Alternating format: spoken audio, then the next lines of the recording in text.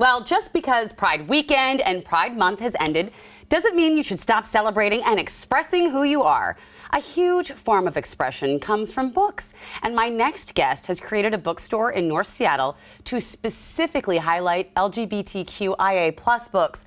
Charlie Huntz of Charlie's Queer Books joins me now with some excellent reading suggestions. Welcome to New Day. Thank you for having me. So first of all, tell us about your bookstore.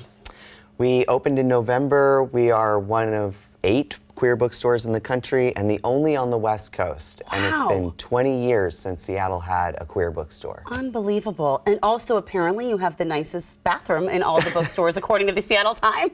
They really did say that. The Seattle Times said we had the best bookstore bathroom in the city. So you'll have to see it to believe it. You'll have to go and check it out. Well, let's jump into the books. So we'll start with Four Squares by Bobby Finger.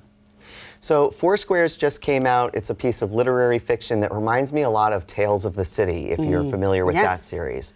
So there's a lot of found family. It's very sweet, and it's all amongst the AIDS crisis. Oh. So it's about how friendships can be forged under dire circumstances, but how they can really lift you. And also, it's just tender and a perfect summer read. It's beautiful. I love this, and great for my age group because it kind of takes place in '92. Okay.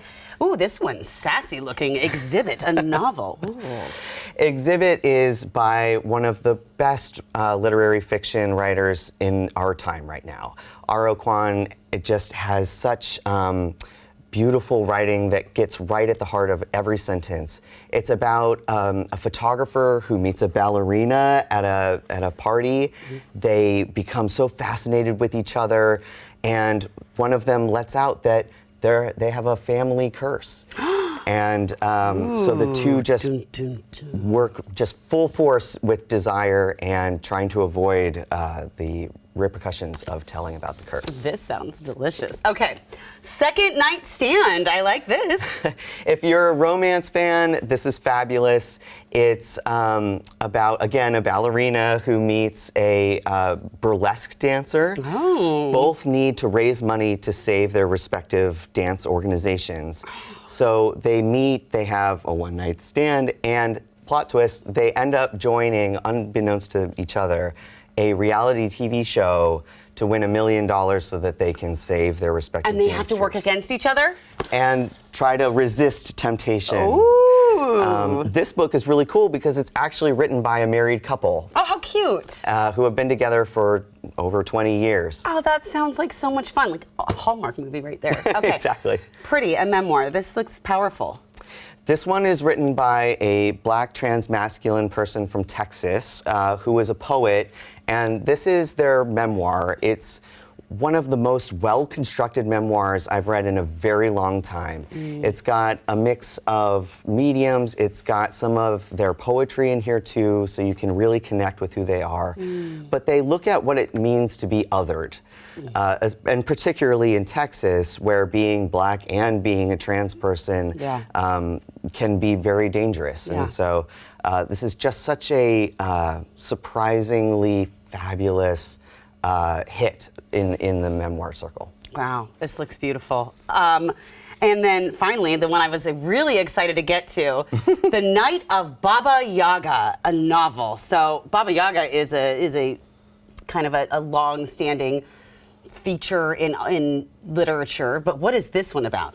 So this is coming out very soon, and it's a thriller. Think Kill Bill meets Thelma and Louise. Oh, I'm so in.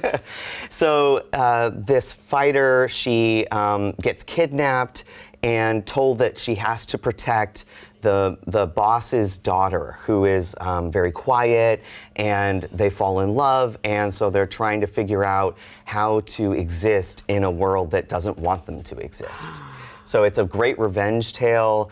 It moves so quickly. It's very cutting. This author is huge in Japan, and this is their first translated work into English, and the translation was done by someone who's particularly fabulous in and of themselves. Okay, I'm just sneaking peeks throughout this novel. I mean, this is so cool and just so incredible. Oh my gosh, and it takes place 1979. Good year, my friends, good year.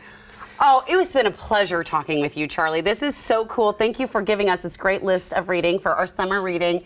Cannot wait to come visit the store. Tell us again where it is. We're in Fremont on 36th Street, right down the street from the Lenin statue. Right down the street from the Lenin statue. All right.